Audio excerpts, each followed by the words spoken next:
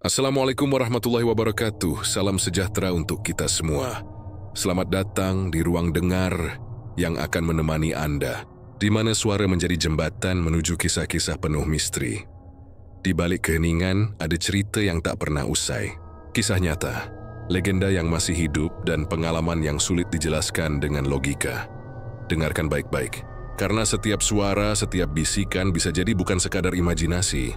Inilah Radio Malam, tempat kisah nyata dan urban legend bersatu. Hadir untuk Anda. Siang itu matahari Wonogiri terasa terik menyengat. Jalan kecil di pinggir pasar, Ngadirojo, tampak ramai oleh orang yang berlalu lalang, sebagian besar menenteng kantong plastik berisi sayuran dan daging. Di ujung gang, dua warung bakso berdiri saling berhadapan. Di kiri jalan, warung berwarna hijau muda bertuliskan Bakso Pak Haji Rudi, asli sapi segar. Sedangkan di seberangnya, baru 2 bulan belakangan berdiri warung sederhana bernama Bakso Mang Ujang, Cita Rasa Bandung. Dulu, hanya warung Pak Haji Rudi yang paling ramai. Orang-orang mengenal baksonya yang empuk, kuahnya gurih, dan pelayanannya cepat. Namun entah sejak kapan pelanggan mulai beralih ke warung baru di seberang jalan itu. Tiap sore warung Mang Ujang selalu penuh. Dari kejauhan terdengar tawa para pembeli, suara sendok beradu dengan mangkuk, dan aroma kaldu yang menggoda. Sementara warung Pak Rudi kini sepi, hanya 1-2 orang yang datang. Itu pun lebih banyak bungkus, bukan makan di tempat. Pak Rudi duduk di kursi kayu depan warungnya, mengenakan peci putih dan sarung. Wajahnya datar tapi matanya menyimpan kesal. Pak Rudi, heran aku tiap hari makin sepi aja. Padahal resepku nggak pernah berubah. Apa orang-orang udah lupa sama rasa bakso asli Wonogiri? Burina, istrinya. Sudahlah Pak, mungkin lagi rezekinya Mang Ujang. Namanya juga usaha, kadang ramai, kadang sepi. Pak Rudi, rezeki katanya. Aku nggak yakin itu cuma rezeki. Secepat itu ramai, nggak masuk akal. Burina hanya menghela napas lalu kembali ke dapur. Dia tahu suaminya memang keras kepala. Sejak dulu Rudi memang terkenal ambisius. Bukan hanya ingin sukses, tapi ingin jadi satu-satunya yang sukses. Setelah salat asar, Rudi duduk lagi di depan warung. Dari tempatnya, ia bisa melihat jelas warung Mang Ujang di seberang jalan.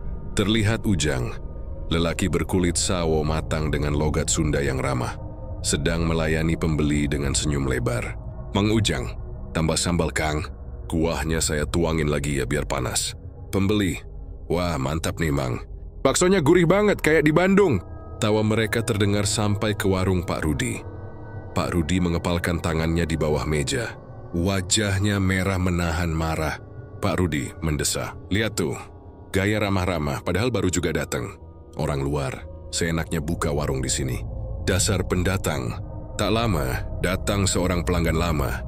Mas Tono, sopir angkot yang biasa makan di tempatnya dulu. Pak Rudi, Tono, udah lama nggak kesini? Duduk, tak buatin bakso spesial gratis 1 mangkok. Tono ragu, wah makasih Pak Haji. Tapi saya udah makan tadi di seberang di warung Mang Ujang. Pak Rudi, di seberang? Lah kamu nggak kangen sama bakso lamaku?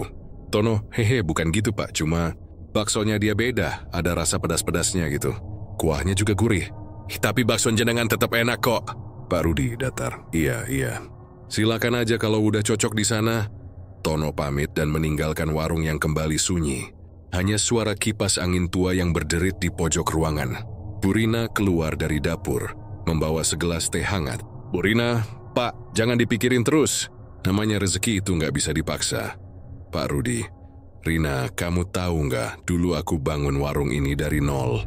Dari jualan keliling naik sepeda, sampai bisa naik haji.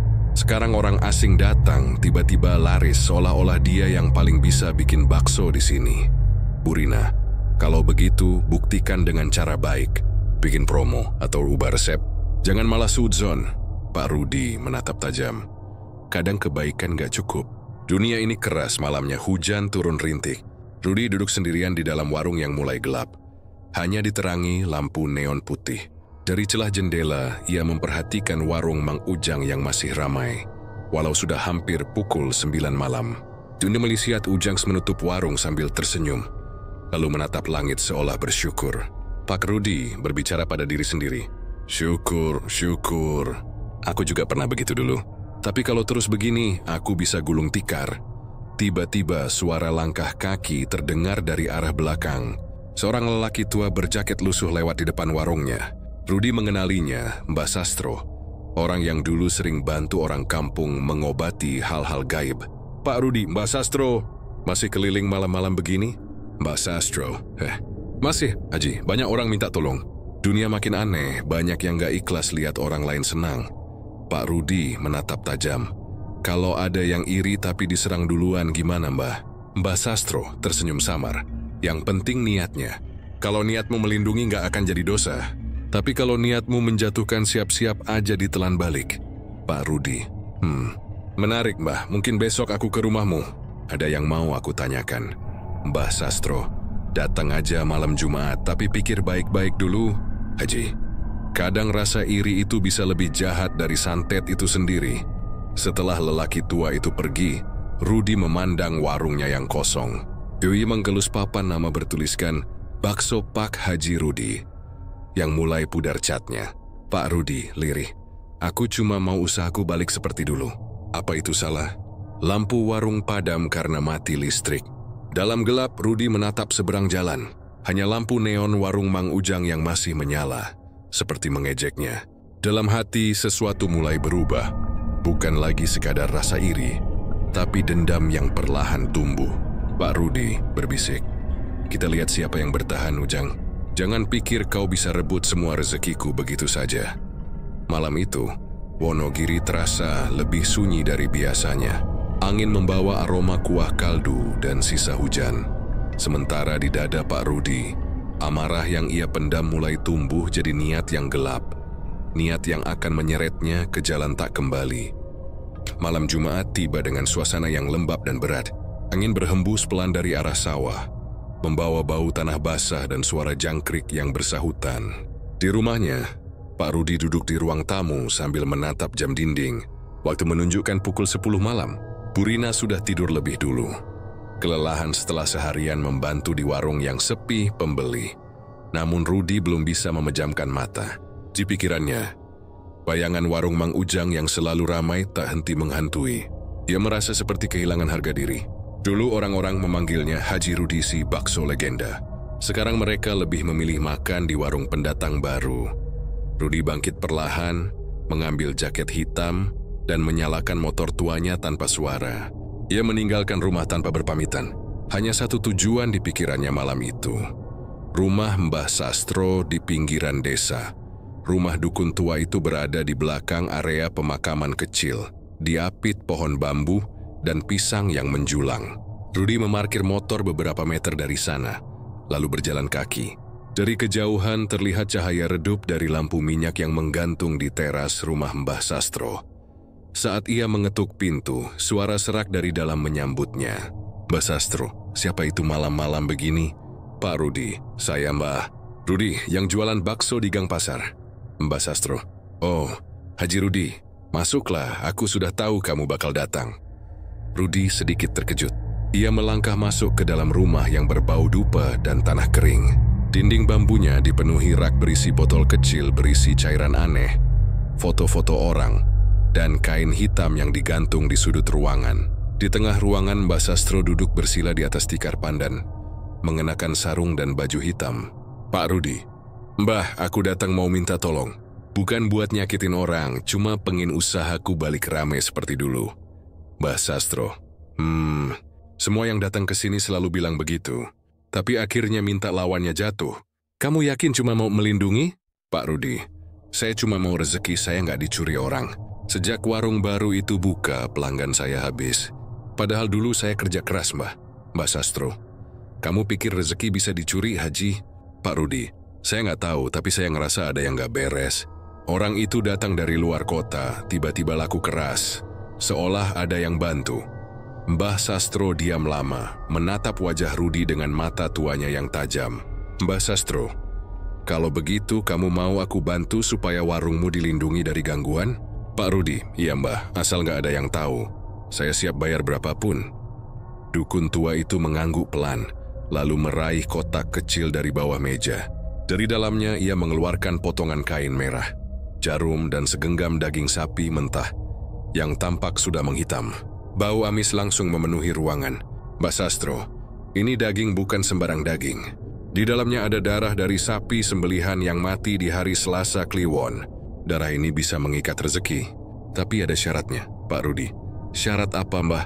Mbak Sastro, kamu harus menyebut nama dan wajah orang yang kamu anggap merebut rezekimu. Lalu biarkan aku yang kirimkan pesan lewat perantara. Rudi terdiam sejenak. Dalam hatinya ada rasa takut, tapi juga dorongan kuat untuk menang. Ia membuka ponselnya, memperlihatkan foto Mang Ujang yang ia ambil diam-diam saat di pasar. Pak Rudi, ini orangnya, Mbak Sastro. Baik, tapi ingat begitu aku kirimkan ini, kamu nggak boleh menyesal. Karena setiap kiriman yang keluar akan mencari keseimbangan. Pak Rudi, maksudnya apa, Mbak Sastro? Kalau hatimu kotor, kalau niatmu bukan untuk melindungi tapi menjatuhkan, maka apa yang kamu kirim bisa balik ke kamu. Pak Rudi, saya ngerti. Saya cuma mau usahaku balik seperti semula. Gak lebih. Mbak Sastro mulai menggumamkan mantra dalam bahasa Jawa halus yang tak sepenuhnya dimengerti Rudi. Daging sapi itu ia tusuk dengan jarum, lalu dibungkus kain merah. Bau amisnya makin menyengat bercampur dengan asap dupa. Mbak Sastro, mulai malam ini apa yang kamu mau akan berjalan. Tapi jangan pernah datang lagi untuk menambah atau mengubah niat. Biarkan alam yang menilai kamu benar atau tidak. Pak Rudi, terima kasih, Mbah. Saya percaya pada doa dan usaha ini. Mbah Sastro, doa? Hahaha, ini bukan doa, Haji. Ini peringatan. Hati-hati dengan apa yang kamu minta. Rudi menatap wajah tua itu dengan ragu. Tapi rasa penasaran dan ambisi sudah menutup logikanya.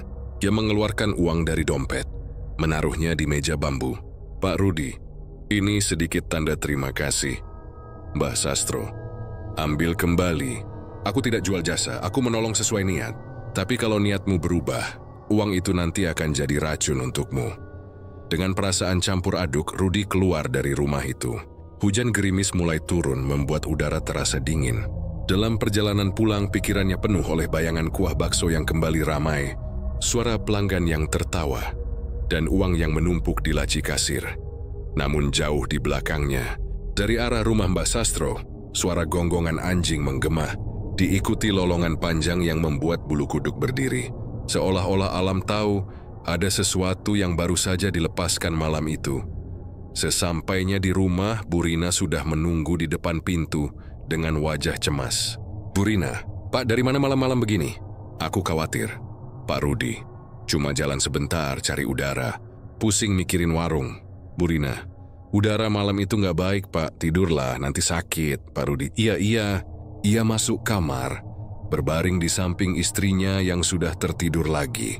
Tapi matanya tak bisa terpejam. Di dalam pikirannya, mantra Mbah Sastro terus terngiang, seperti suara lembut yang berbisik di telinganya.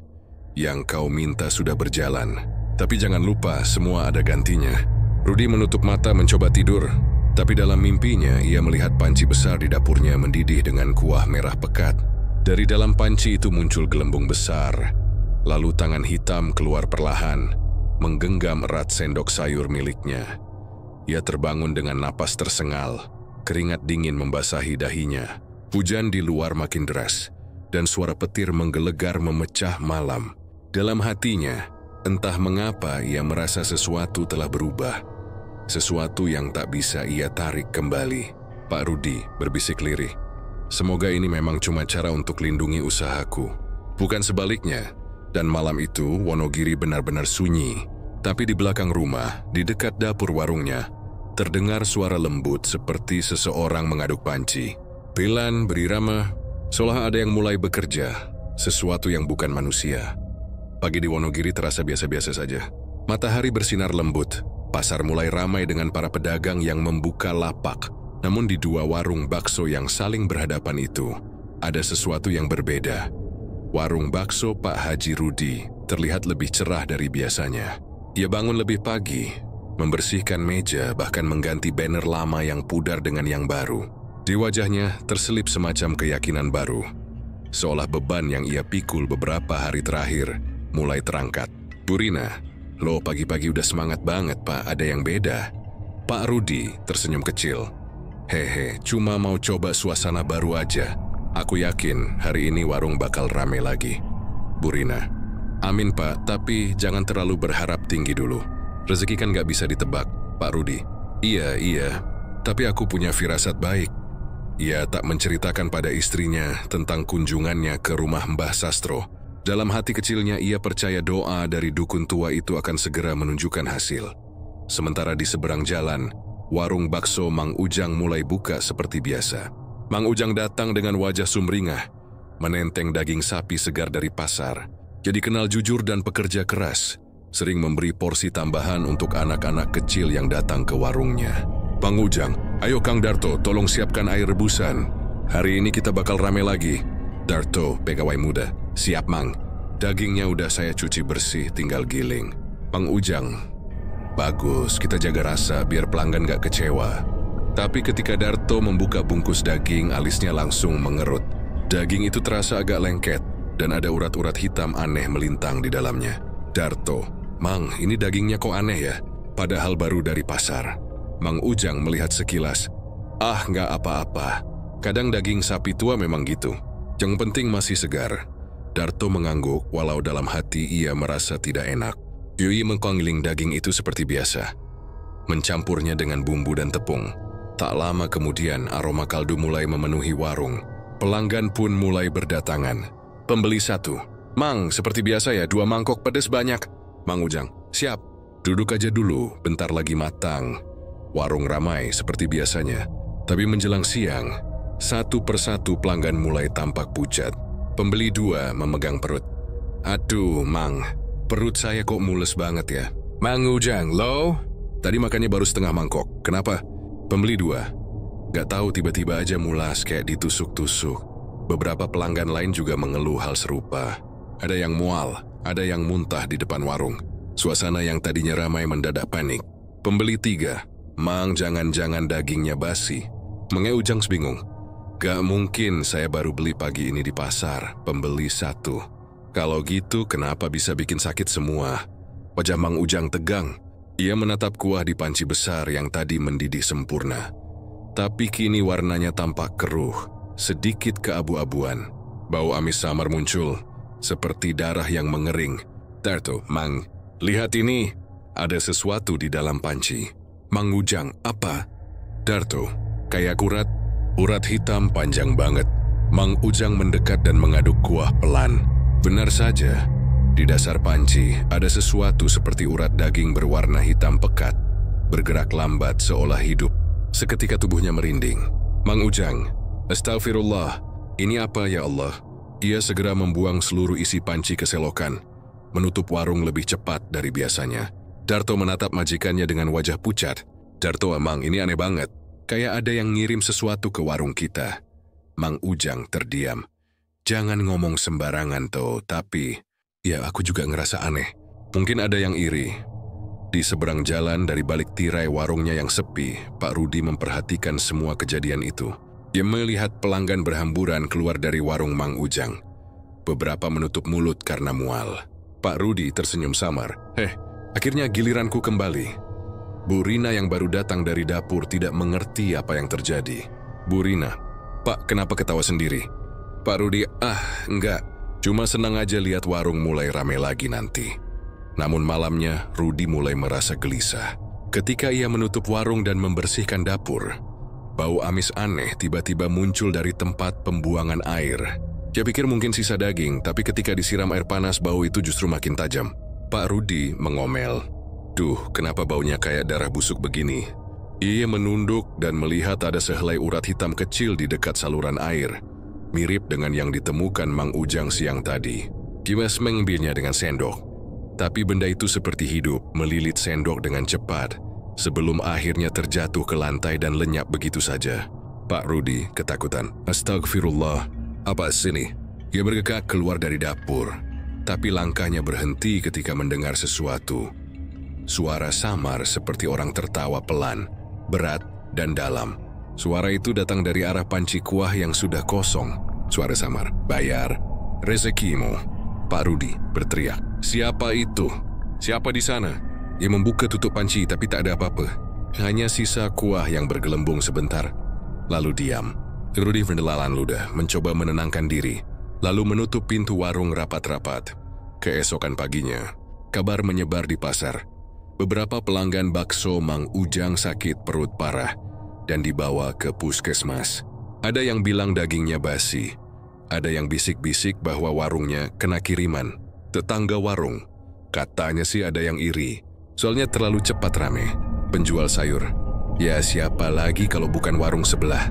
Desas-desus itu sampai ke telinga Pak Rudi. Tapi alih-alih merasa bersalah, hatinya justru tenang. Ia merasa seolah keadilan sedang bekerja. Pak Rudi dalam hati, aku cuma pengen yang adil. Sekarang semua balik ke semula. Namun malamnya ia bermimpi lagi. Ia melihat Mbah Sastro duduk di tengah dapur warungnya, memegang daging sapi mentah. Dari daging itu keluar urat-urat hitam yang merayap ke arah Rudi, melilit kakinya, lalu menembus kulitnya perlahan. Mbah Sastro dalam mimpi. Kau pikir selesai di sini, Haji? Setiap urat punya ujung, dan ujungnya adalah kamu. Rudi terbangun dengan napas terengah, keringat membasahi tubuhnya. Ketika ia melihat kakinya, ia menemukan garis merah tipis di kulit betisnya, seperti bekas lilitan. Ia menatap sekeliling kamar yang gelap, dan untuk pertama kalinya sejak ritual itu dilakukan, perasaan takut mulai merayap di hatinya. Tapi ia menepis semua itu. Pak Rudi menenangkan diri. Cuma mimpi. Namun jauh di seberang jalan, di warung yang kini tutup rapat, Mang Ujang duduk termenung di dapur. Juis menatap panci besar yang kemarin sempat mendidih sendiri, lalu berbisik pelan, "Mang Ujang, siapapun yang ngelakuin ini, semoga Allah balas dengan caranya." Dan malam itu, kedua warung itu sama-sama sunyi. Tapi dari dalam saluran air di bawah keduanya, terdengar suara berdesis pelan, seperti bisikan yang berjalan di antara dua dunia, bisikan yang belum selesai. Malam itu hujan turun perlahan, membuat atap seng di warung bakso Mang Ujang berderik lembut. Warung itu masih tutup sejak kejadian beberapa hari lalu. Pelanggan yang dulu datang silih berganti kini enggan mampir. Isu tentang bakso beracun menyebar cepat di antara warga pasar, membuat nama Mang Ujang mendadak tercoreng. Di dalam rumah kecilnya yang menempel pada warung, Mang Ujang duduk di tikar pandan dengan wajah muram. Di depannya, istrinya, Bu Ewis, mencoba menenangkan. "Bu Ewis, udah Kang, jangan dipikirin terus, nanti malah sakit." Mang Ujang lemah. "Gimana nggak dipikirin, Neng? Semua pelanggan pada kabur. Padahal aku nggak salah apa-apa. Daging itu beli di pasar, segar, nggak ada yang aneh." "Bu Ewis, tapi semua orang bilang ada yang ngirim santet, Kang." Mang Ujang menatap istrinya. "Santet? Ah, Neng, jangan ngomong gitu. Aku nggak percaya hal-hal begitu." "Bu Ewis, tapi coba pikir, Kang. Daging yang berubah warna, urat hitam di panci, terus semua orang sakit. Itu bukan hal biasa." Mang Ujang terdiam. Ia ingin menyangkal, tapi di dalam hatinya sendiri, ia tahu ada yang tidak wajar. Sejak kejadian itu, malam-malamnya tidak pernah tenang. Kadang terdengar suara ulekan batu beradu pelan di dapur, padahal tak ada siapa-siapa di sana. Kadang bau daging amis muncul tiba-tiba, walau seluruh dapur sudah dibersihkan. Malam itu, setelah Bu Ewis tertidur, Mang Ujang duduk sendirian di kursi kayu dekat dapur. Ia menatap panci besar yang sudah dicuci dan disimpan. Dari luar rumah terdengar angin berdesir, membawa suara bambu yang saling bergesekan. Ia mencoba berzikir pelan, menenangkan diri. Tiba-tiba, suara duk, duk, duk terdengar dari arah dapur, seperti ada seseorang sedang menumbuk sesuatu di cobek batu.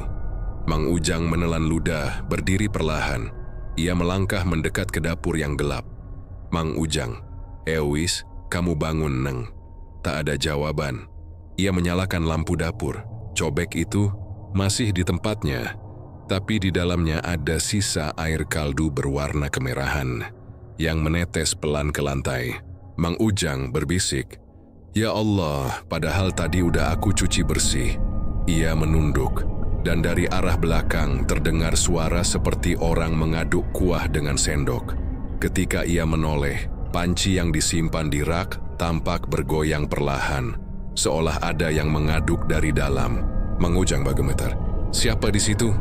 Panci itu berhenti bergerak, tapi dari dalamnya terdengar suara lirih, berat dan dalam, seperti suara orang yang berbisik di bawah air. Suara itu, "Bayar rezekimu." Mang Ujang mundur 2 langkah, jantungnya berdetak kencang. Ia meraih botol air zam-zam yang tersimpan di rak, lalu menyiramkan setengah isinya ke panci itu sambil membaca ayat kursi. Begitu air mengenai panci, terdengar bunyi mendesis keras, seperti air disiram ke bara api. Asap putih keluar perlahan lalu hilang.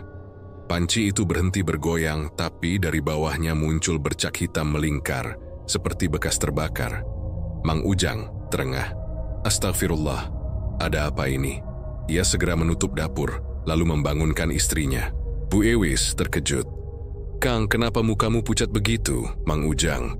"Aku dengar suara ulekan, terus panci kita gerak sendiri.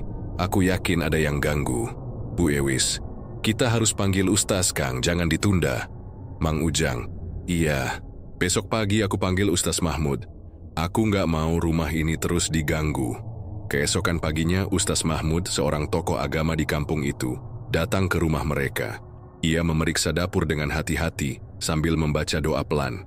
"Ustaz Mahmud, Kang Ujang, saya rasa ini bukan gangguan biasa. Ada kiriman yang nempel di tempat usaha sampeyan."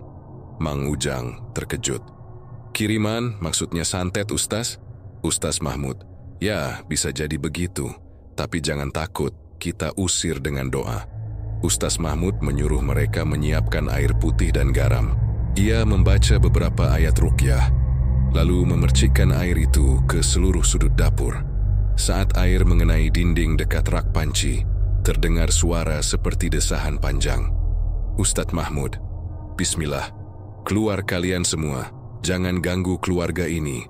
Bau amis langsung menyebar." Dan dari rak itu tiba-tiba jatuh sendok besar, yang biasa digunakan untuk mengaduk bakso. Ujungnya bengkok seperti habis dibakar. Bu Ewis ketakutan. "Ustaz, itu sendok kok bisa begitu?" Ustaz Mahmud, "Santetnya masih nempel tapi udah mulai lemah. Jangan buka warung dulu beberapa hari. Banyakin doa dan sholat malam." Mang Ujang, "Baik, Ustaz. Terima kasih sudah bantu." Ustaz Mahmud pamit. Tapi malamnya gangguan itu justru makin kuat. Sekitar pukul 2 dini hari, Bu Ewis terbangun karena mendengar suara seperti ulekan yang beradu kembali. Ia menepuk bahu suaminya yang sedang tidur. "Bu Ewis, Kang, denger nggak ada suara lagi?" Mang Ujang mengantuk. "Suara apa, Neng?" Bu Ewis, "Dari dapur, sama kayak kemarin." Keduanya bangun. Dengan langkah perlahan mereka mendekati dapur. Suara itu semakin jelas. Duk, duk, duk. Seperti orang sedang menumbuk keras-keras. Saat pintu dapur dibuka, cobek batu di atas meja bergetar sendiri. Di dalamnya ada cairan hitam pekat yang berputar pelan, mengeluarkan aroma menyengat. Bu Ewis menjerit. "Ya Allah, Kang, lihat itu." Mang Ujang membaca doa. "A'udzubillahi minasyaitonirrajim." Tiba-tiba, cairan itu meletup kecil, dan dari dinding dapur muncul bayangan hitam melintas cepat menuju pintu. Angin dingin menerpa wajah mereka. Lampu dapur berkelap-kelip, lalu padam total. Mereka berlari ke ruang tengah, memeluk satu sama lain dalam gelap. Di antara suara angin dan hujan di luar, keduanya mendengar bisikan samar yang sama seperti sebelumnya. Suara itu, "Bayar rezekimu." Sementara itu di seberang jalan, Pak Rudi terbangun mendadak dari tidurnya. Ia bermimpi melihat panci besar di warungnya yang mendidih sendiri, dan dari dalamnya muncul suara tawa. Ketika ia membuka mata, ia mendengar sesuatu yang sama di dunia nyata. Suara sendok beradu pelan di dapurnya sendiri. Pak Rudi bingung. "Bu Rina, kamu masak?" Bu Rina setengah tidur. "Enggak, Pak, aku dari tadi di sini." Rudi menelan ludah. Ia menatap ke arah dapur yang gelap dan untuk sesaat ia pikir ia melihat bayangan seseorang berdiri di dekat panci. Tapi ketika ia berkedip, bayangan itu menghilang. Ia mencoba meyakinkan diri bahwa itu hanya ilusi. Tapi, jauh di dalam hatinya, ada perasaan aneh. Seolah sesuatu yang dulu ia kirim kini mulai menemukan jalan pulang. Pak Rudi berbisik, jangan balik ke aku." Namun bisikan itu terdengar jelas di telinganya, seperti menjawab pikirannya sendiri. Suara halus, "Semua akan kembali." Dan malam itu, di dua warung yang dulu bersaing, hawa dingin seolah menggantung di udara. Tak ada suara manusia lagi, hanya desis angin dan gema bisikan samar yang mengikat dua nasib, antara yang diserang dan yang mengirim. Pagi itu langit di Wonogiri mendung berat, angin bertiup lembut, tapi hawa di sekitar warung bakso Pak Rudi terasa ganjil. Dari luar warung itu masih buka seperti biasa, namun tak seramai biasanya. Beberapa pelanggan datang, tapi cepat pergi setelah makan. Seolah suasana di dalam warung membuat mereka tidak nyaman. Bu Rina, istri Pak Rudi, sedang membereskan mangkuk kotor di meja ketika ia melihat sesuatu yang aneh. Di bawah kursi pojok, ada bungkusan kain hitam kecil diikat dengan tali merah. Iris berjongkok dan mengambilnya. Bau busuk langsung menyeruak. Bu Rina mengerutkan hidung. "Ih, apaan nih?" "Bau banget," Pak Rudi terkejut. "Jangan dipegang, Bu." Rudi bergegas menghampiri, wajahnya berubah pucat. Ia langsung menepis tangan istrinya. Bu Rina kaget. "Loh, kenapa, Pak?" "Pak Rudi, itu kayaknya bukan barang biasa. Cepat buang keluar." Namun sebelum mereka sempat melangkah, bungkusan itu bergetar pelan. Jembalit ada sesuatu di dalamnya yang hidup. Tali merah di ujungnya bergerak sendiri, melilit jari Bu Rina. Ia menjerit. "Bu Rina, aduh, lepasin, Pak. Lepasin!" Pak Rudi panik. "Astagfirullah. Sabar, Bu, sabar." Dengan cepat Rudi menarik tali itu dan melemparkannya keluar warung. Bungkusan itu terlempar ke tanah, mengeluarkan cairan hitam yang langsung terserap ke dalam tanah seperti darah. Bau busuk semakin menyengat, membuat perut mereka mual. Rudi menarik napas berat. Ia tahu apa artinya itu. Benda semacam itu tak mungkin datang tanpa sebab. Tapi ia tak bisa mengaku pada istrinya tentang dosa besar yang ia lakukan. Bu Rina gemetar. "Pak, siapa yang naruh itu?" Pak Rudi mengelak. "Entahlah, Bu, mungkin ada orang iri sama kita." Bu Rina, "Iri? Tapi kenapa rasanya kayak dikirim khusus buat kita?" Rudi tak menjawab. Ia hanya menatap ke lantai yang kini mulai muncul bercak hitam. Dalam hatinya ketakutan mulai tumbuh. Ia teringat wajah Mang Ujang, tetangga sekaligus pesaing yang kini warungnya tutup karena fitnah dan gangguan misterius. Siang menjelang sore, Rudi memutuskan pergi ke rumah Mbah Sarwo, seorang dukun tua yang dulu ia datangi ketika pertama kali mengirim kiriman ke Mang Ujang. Rumah Mbah Sarwo terletak di pinggir hutan, sepi dan dikelilingi pepohonan bambu. Begitu tiba, ia memanggil pelan dari depan rumah. "Pak Rudi, Mbah Sarwo." Tak ada jawaban. Pintu rumah setengah terbuka, berderit tertiup angin. Rudi melangkah masuk perlahan. Bau dupa menyengat. Di sudut ruangan ia melihat Mbah Sarwo duduk bersila, namun tubuhnya kaku seperti patung. Matanya terbuka menatap ke langit-langit dan mulutnya sedikit terbuka. "Pak Rudi, pelan." Mbah Sarwo." Ia menyentuh pundak sang dukun. Tubuh itu dingin. Di dada Mbah Sarwo ada bekas luka hitam berbentuk bulat, seperti terbakar dari dalam. Di lantai depan tubuhnya ada mangkuk tanah liat berisi cairan hitam yang mengering. Di tengah cairan itu, tampak potongan kertas bertuliskan nama Rudi bin Surya. Rudi langsung mundur ketakutan. "Pak Rudi, ya Allah, kenapa nama aku ada di sini?" Dari arah belakang terdengar suara serak seperti orang tua. Suara itu, semua yang dikirim, pasti kembali, Nan. Rudi berbalik cepat, tapi tak ada siapa-siapa. Hanya angin yang berembus dari celah bambu. Ia berlari keluar dari rumah itu tanpa menoleh lagi. Napasnya memburu. Jantungnya seperti mau pecah. Malamnya di rumahnya sendiri, Rudi duduk termenung di teras. Ia belum berani menceritakan apapun kepada Bu Rina. Angin malam berhembus pelan, membawa aroma yang tak asing, bau amis dan dupa. Ia menoleh ke arah warung. Dari dalam terdengar suara seperti seseorang sedang mengaduk kuah bakso. Pak Rudi berteriak, "Bu Rina, kamu masak lagi ya?" Bu Rina dari kamar, "Enggak, Pak. Aku di sini." Rudi berdiri perlahan menatap ke arah warung. Lampunya masih menyala, tapi kursi-kursi terlihat bergeser sendiri. Salah satu mangkuk jatuh ke lantai, pecah. Ia melangkah mendekat, jantungnya berdebar hebat. Di dapur warung, panci besar yang biasa digunakan untuk merebus bakso tampak bergoyang. Pir di dalamnya mendidih padahal kompor mati. Dari dalam panci muncul buih kehitaman, lalu perlahan terbentuk bayangan wajah. Wajah Mang Ujang. Bayangan itu berbicara lirih. "Kenapa, Rudi? Takut sama kirimanmu sendiri?" Pak Rudi mundur ketakutan. "Jangan ganggu aku. Aku cuma mau usahaku ramai." Bayangan itu, "Kau sudah ambil rezeki orang, kini giliranmu yang dikembalikan." Tiba-tiba air di panci menyembur keluar, membasahi lantai dengan cairan panas berwarna merah pekat. Rudi menjerit dan berlari keluar. Dari luar, ia masih mendengar suara mendidih yang berubah menjadi tawa seram. Suara itu, "Bayar rezekimu." Beberapa hari kemudian, warga sekitar mulai bercerita tentang warung Pak Rudi yang kini sepi. Ada yang bilang setiap malam terdengar suara orang menjerit dari dapur. Ada pula yang mengaku melihat bayangan hitam duduk di meja pojok. Tempat bungkusan aneh dulu ditemukan. Sementara itu, Mang Ujang mulai pulih. Setelah menjalani pengobatan ruqyah beberapa kali bersama Ustaz Mahmud, gangguan di rumahnya perlahan hilang. Warungnya memang belum dibuka, tapi aura gelap yang dulu terasa kini sudah sirna. Suatu sore Ustaz Mahmud datang lagi. "Ustaz Mahmud, alhamdulillah Kang Ujang, rumah ini sudah bersih. Tapi ingat jangan dendam." "Mang Ujang, tenang. Saya nggak dendam Ustaz, saya cuma ingin hidup tenang. Biarlah Allah yang balas." Ustaz Mahmud mengangguk. Tapi di dalam hati, Mang Ujang tak bisa menghilangkan rasa aneh. Seolah ada sesuatu yang sedang bergerak di luar kendali manusia. Ia hanya bisa berdoa agar siapapun yang mengirim kejahatan itu sadar sebelum semuanya terlambat. Di malam yang sama, Pak Rudi duduk sendirian di dalam warungnya yang gelap. Ia sudah tak berani tidur. Lampu dapur berkelap-kelip. Dan dari arah panci besar muncul bau amis bercampur belerang. Suara air mendidih terdengar lagi.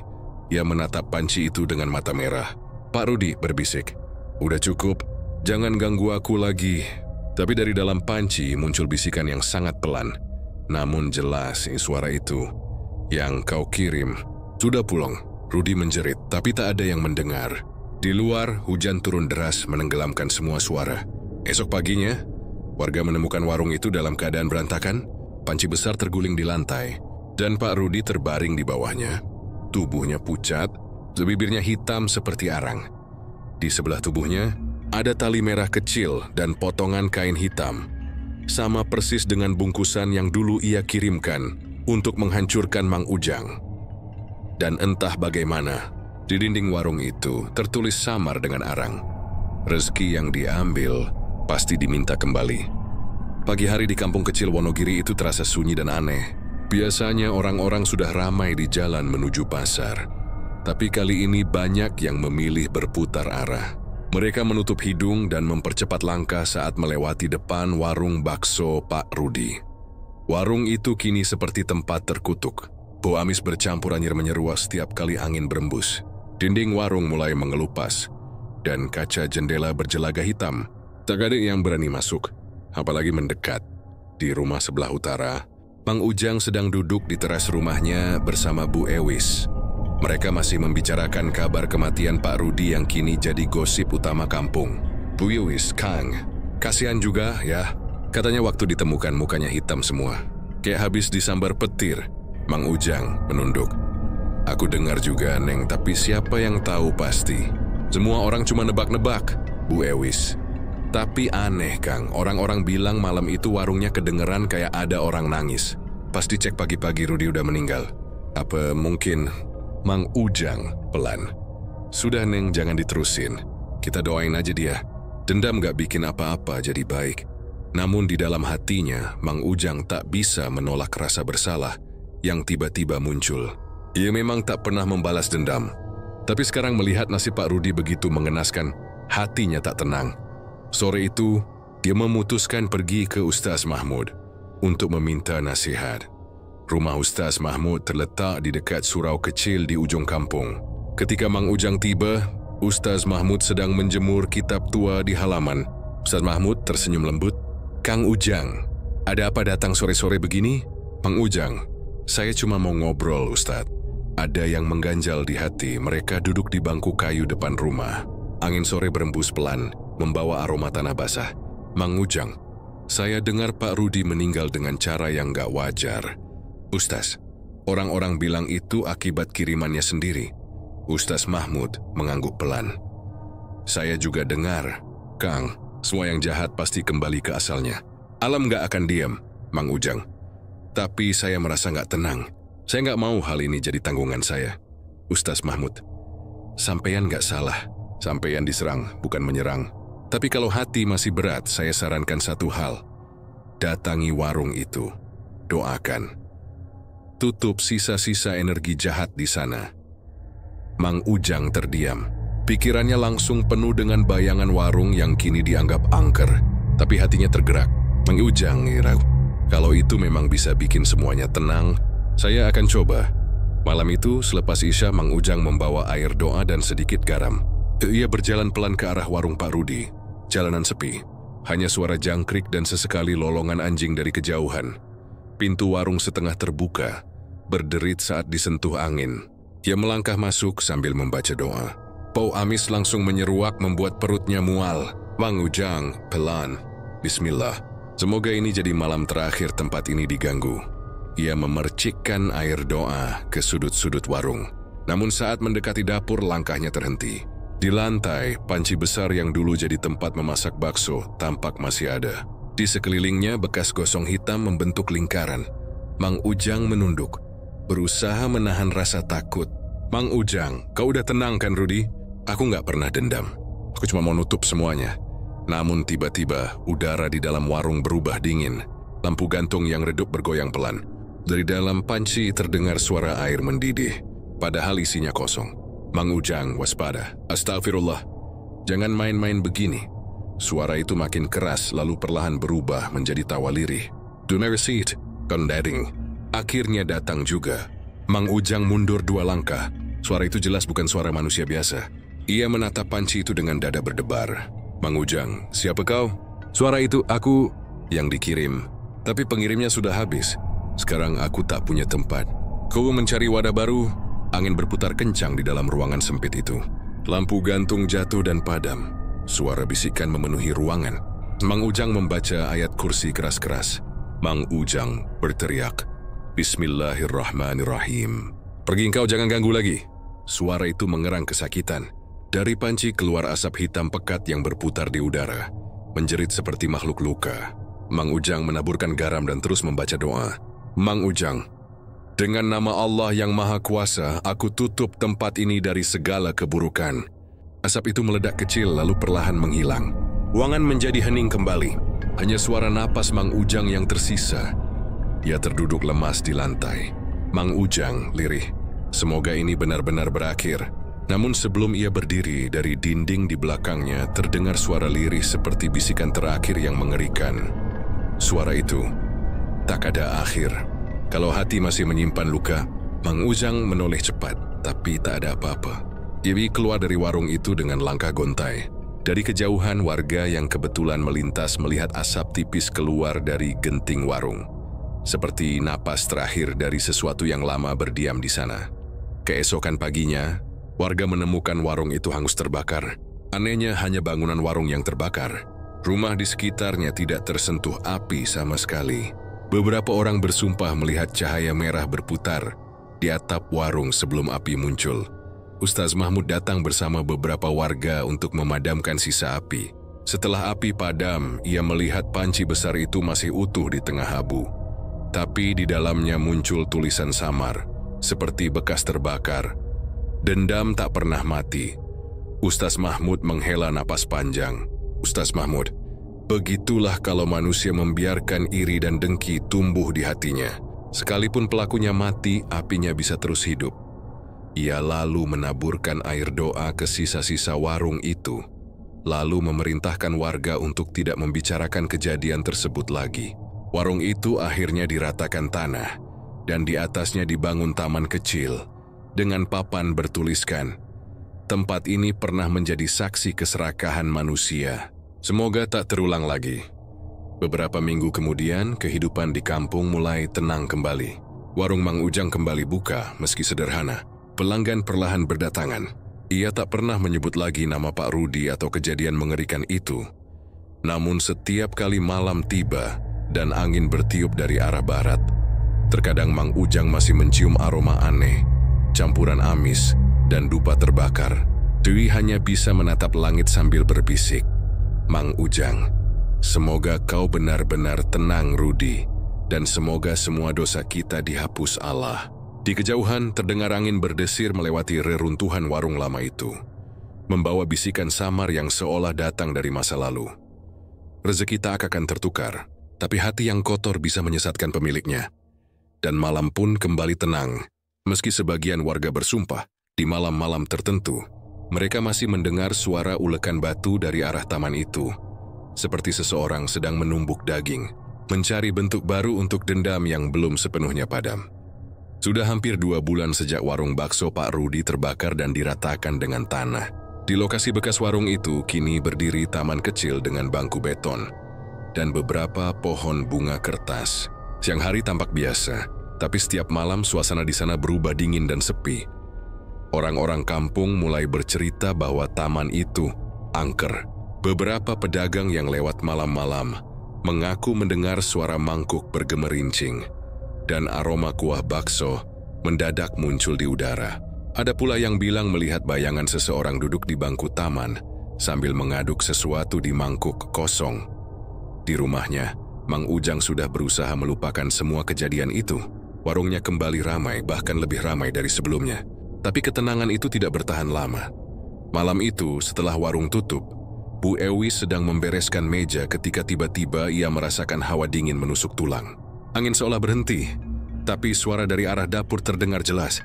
Duh, duk, duk, seperti seseorang menumbuk daging di cobek batu. Bu Ewis berhenti bekerja.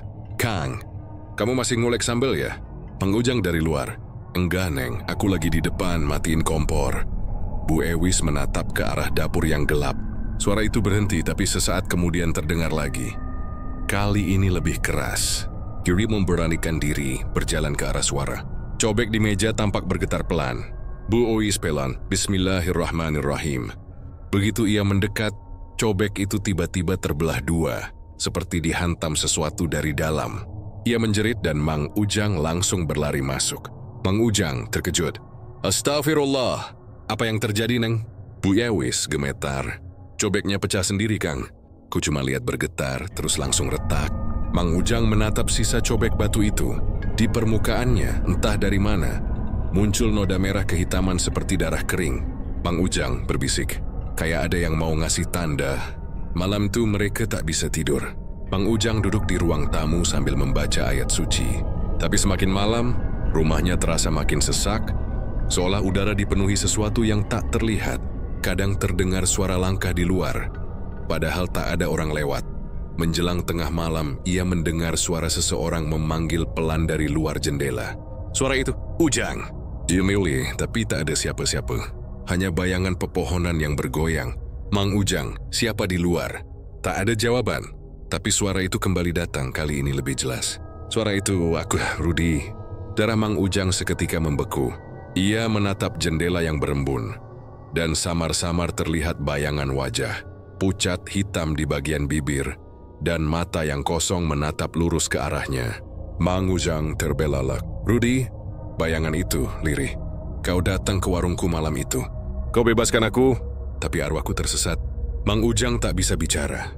Tubuhnya gemetar hebat.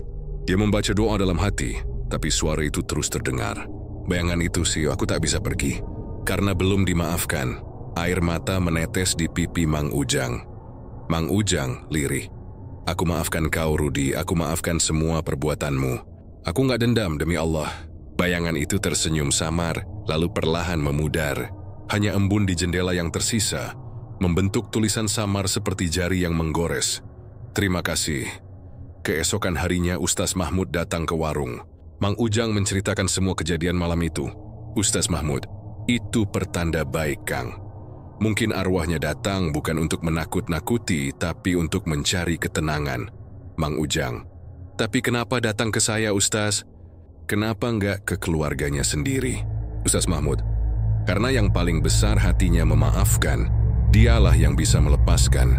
Mereka lalu membaca doa bersama di warung dan di taman bekas warung Pak Rudi. Ustaz Mahmud memimpin doa tahlil kecil bersama warga. Saat doa berlangsung, angin tiba-tiba bertiup pelan, membawa aroma harum yang lembut. Tak lagi amis seperti dulu. Warga yang hadir sempat merinding, tapi Ustaz Mahmud tersenyum. Ustaz Mahmud, itu tandanya arwahnya sudah diterima. Semua sudah selesai, namun ternyata belum sepenuhnya. 3 malam kemudian, Bu Rina, istri almarhum Pak Rudi, datang ke warung Mang Ujang dengan wajah kusut dan mata bengkak. Bu Rina lirih, "Kang Ujang, boleh saya bicara sebentar?" Mang Ujang, "Tentu Bu. Mari duduk." Mereka duduk di bangku warung yang masih hangat oleh pelanggan sore tadi. Bu Rina memegang sesuatu di tangannya. Kalung kecil dengan liontin berbentuk sendok. "Bu Rina, ini punya almarhum. Dulu katanya jimat keberuntungan, tapi sejak dia pakai, semua berubah." Mang Ujang pelan, "Boleh saya lihat?" Begitu Mang Ujang memegang kalung itu, terasa hawa panas di tangannya. Dia refleks meletakkannya di meja. Liontin itu bergetar pelan lalu diam. "Mengau Ujang, ini bukan jimat keberuntungan Bu, ini wadah, tempat menyimpan kiriman." Bu Rina terkejut. "Kiriman? Jadi semua ini gara-gara benda itu?" "Mangga Ujang, benda ini jadi pengikat antara niat jahat dan roh yang dikirim. Selama masih ada, arwahnya nggak akan bisa tenang." Bu Rina menangis. "Bu Rina, saya nggak tahu Kang, saya kira itu cuma kalung biasa. Dia bilang itu hadiah dari temannya." Ustaz Mahmud kemudian dipanggil. Malam itu juga mereka mengadakan doa dan pembakaran benda itu di halaman belakang. Saat api menyentuh liontin, terdengar suara desis panjang. Seperti seseorang menghela napas lega. Menjadi tiba-tiba berkobar tinggi, lalu padam dengan sendirinya. Ustaz Mahmud berdoa, "Ya Allah, terimalah arwah hamba-Mu Rudi bin Surya. Ampunilah dosa dan kesalahannya. Jauhkan kami dari niat buruk dan iri hati." Bu Rina menangis terseduh dan Mang Ujang menepuk bahunya. "Mang Ujang, sudah Bu, sekarang semuanya selesai. Semoga Pak Rudi benar-benar tenang." Sejak malam itu tak ada lagi gangguan. Suara ulekan yang menakutkan tak pernah terdengar lagi di rumah Mang Ujang. Dan taman kecil di bekas warung Rudi tak lagi mengeluarkan bau aneh. Anak-anak pun mulai berani bermain di sana siang hari. Namun suatu malam, ketika Mang Ujang pulang agak larut dari surau, ia melewati taman itu. Dia berhenti sejenak menatap bangku di bawah pohon bunga kertas. Di sana samar-samar terlihat sosok lelaki memakai baju koko putih, tersenyum ke arahnya sambil mengangguk pelan. Mang Ujang menatap balik, lalu menunduk dalam-dalam. Mang Ujang berbisik, "Tenanglah di sana. Rudi, aku sudah maafkan segalanya." Ketika ia menoleh kembali, sosok itu sudah menghilang. Hanya daun-daun yang berguguran pelan. Di bawah sinar bulan, taman kecil itu tampak damai.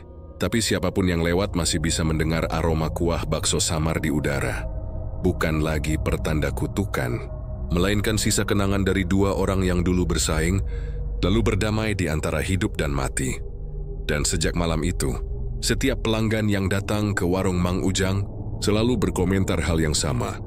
"Entah kenapa Kang, bakso buatanmu sekarang rasanya beda. Lebih hangat, lebih tenang." Mang Ujang hanya tersenyum. Ia tahu di setiap mangkuk baksonya kini ada doa, bukan dendam.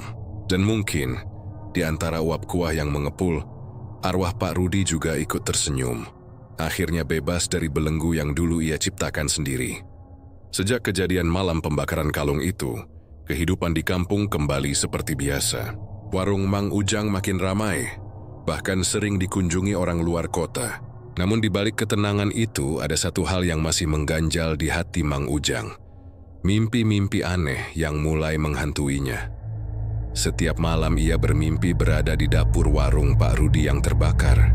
Di sana Pak Rudi duduk di lantai, menatapnya dengan tatapan kosong sambil berkata pelan, "Warung belum benar-benar bersih, Ujang. Bunisi hodetah yang tertinggal." Mang Ujang selalu terbangun dengan keringat dingin. Ia tidak tahu apa maksud mimpi itu, tapi perasaan tidak enak terus mengikutinya. Suatu siang, seorang laki-laki asing datang ke warungnya. Berpakaian serba hitam, berusia sekitar 40 tahun, dengan mata tajam dan suara berat. Ia duduk tanpa memesan apapun. "Mang Ujang, ramah. Silakan Pak, mau pesan apa? Bakso urat atau bakso pedas?" Laki-laki itu dingin. "Saya nggak makan Kang, saya cuma mau tanya. Di mana Pak Rudi sekarang?" Mang Ujang terdiam sejenak. Mang Ujang, Pak Rudi sudah meninggal beberapa bulan lalu. Awak siapa kalau boleh tahu? Laki-laki itu. Namaku Mbah Suto, dulu aku yang membantu Rudi. Dalam hal tertentu, Mang Ujang mulai merasa tidak nyaman. Ia tahu nama itu. Orang yang disebut warga sebagai orang pintar dari lereng Gunung Lawu, tapi juga dikenal punya ilmu hitam yang menakutkan. Mang Ujang, hati-hatilah. Kalau begitu maaf Mbah. Rudi sudah tenang. Kami sudah doakan. Mbah Suto menatap tajam. Tenang? Kau kira mudah? Kau bakar pengikatnya, tapi tak semua ikatan terputus. Masih ada yang menunggu di tempat itu. Mang Ujang menelan ludah. Mang Ujang, maksud Mbah Suto. Waktu Rudi memohon bantuanku, ia menanam sesuatu di bawah tungku warungnya. Itu bagian dari perjanjiannya. Selama benda itu belum diangkat, arwahnya takkan benar-benar pergi. Mang Ujang merasa darahnya mengalir cepat. Mang Ujang, benda apa Mbah? Mbah Suto dingin. Sebuah kendi kecil berisi darah dan rambut. Jangan sekali-kali kau biarkan tertanam di sana. Kalau tidak, tempat itu akan jadi sarang bagi yang tak kasat mata.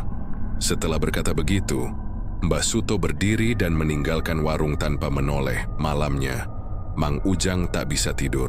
Kata-kata Mbah Suto terus terngiang. Kemudian ia memutuskan untuk mengecek sendiri taman bekas warung Pak Rudi. Ia membawa senter dan cangkul kecil. Angin malam berhembus pelan, membuat dedaunan berdesir seperti bisikan. Saat tiba di bawah bangku taman, ia mulai menggali tanah perlahan.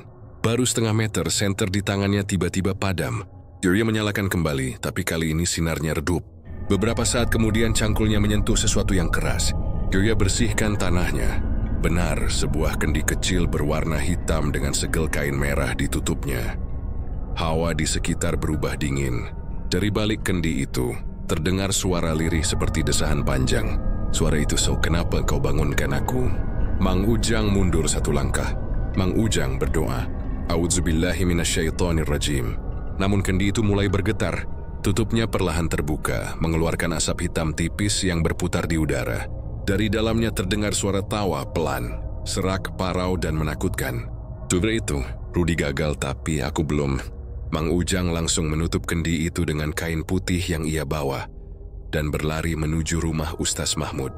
Nafasnya tersengal, wajahnya pucat. Ustaz Mahmud terkejut. "Kang Ujang, kenapa?" Mang Ujang, "Ustaz, saya nemu kendi di bawah taman. Katanya itu peninggalan Rudi." Mereka berdua kemudian pergi ke masjid dan memanggil beberapa warga untuk membantu doa. Kendi itu diletakkan di tengah halaman masjid. Lalu dibacakan surat Yasin dan ayat kursi berulang kali. Saat doa berlangsung, kendi itu bergetar makin keras hingga retak. Suara ceritan menggema dari dalamnya. Warga ketakutan, sebagian mundur. Namun Ustaz Mahmud tetap tenang. Ustaz Mahmud tegas, "Bismillahirrahmanirrahim." Kendi itu pecah dengan suara keras dan asap hitam keluar, membentuk wajah menyeramkan sebelum menghilang ke udara. Suasana hening beberapa saat, angin berhembus lembut, dan bau harum kembang tiba-tiba mengisi halaman. Ustaz Mahmud, sudah selesai. Ini yang terakhir. Mang Ujang masih terengah. Mang Ujang, Ustaz, Tin Rosyal. Ustaz Mahmud, bukan roh manusia. Itu jin yang dulu dikirim bersamaan dengan santetnya Rudi. Setelah pengikatnya dibakar, ia kehilangan arah. Kini ia kembali ke asalnya. Mang Ujang mengangguk perlahan, lega tapi juga sedih. Mang Ujang, berarti semua ini benar-benar warisan dari dunia gelap, ya Ustaz? Ustaz Mahmud, iya Kang, kadang manusia kalau iri rela membuka pintu yang tak seharusnya. Padahal sekali dibuka, susah ditutup lagi. Sejak malam itu mimpi Mang Ujang berhenti. Jadi tak lagi melihat Pak Rudi dalam tidurnya. Taman bekas warung itu pun jadi tempat orang bersantai. Tak ada lagi suara aneh atau bau menyengat. Tapi beberapa hari kemudian, Mang Ujang menerima amplop tanpa nama. Di dalamnya ada selembar kertas kusam bertuliskan tangan. "Terima kasih.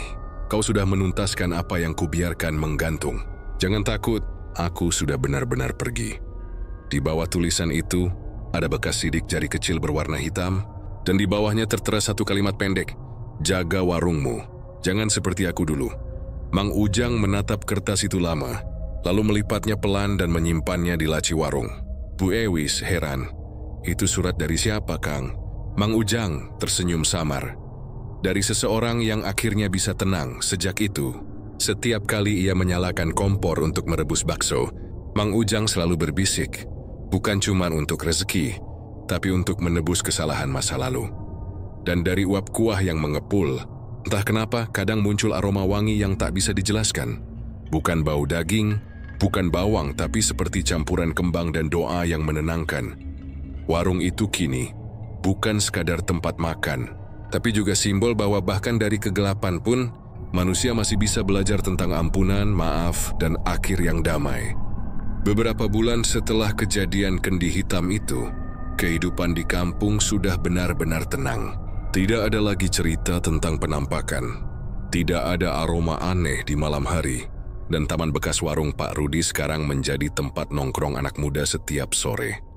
Namun di hati Mang Ujang, ada satu hal yang belum juga hilang, rasa bersalah. Bukan karena dia melakukan kesalahan, tapi karena ia merasa turut menyaksikan kehancuran seseorang yang dulu hanya terjebak dalam amarah dan iri. Suatu pagi, ia memutuskan pergi ke rumah Bu Rina, janda almarhum Pak Rudi. Rumah itu tampak sepi dan mulai kusam. Rumput di halaman dibiarkan tinggi, dan cat tembok mulai mengelupas. Ia mengetuk pintu perlahan. "Mang Ujang, Assalamualaikum Bu Rina." Bu Rina dari dalam pelan, "Waalaikumsalam." "Kang Ujang, masuk Kang." Di dalam rumah, aroma kemenyan samar tercium. Di ruang tamu, terdapat foto almarhum Pak Rudi yang dipajang di meja kecil.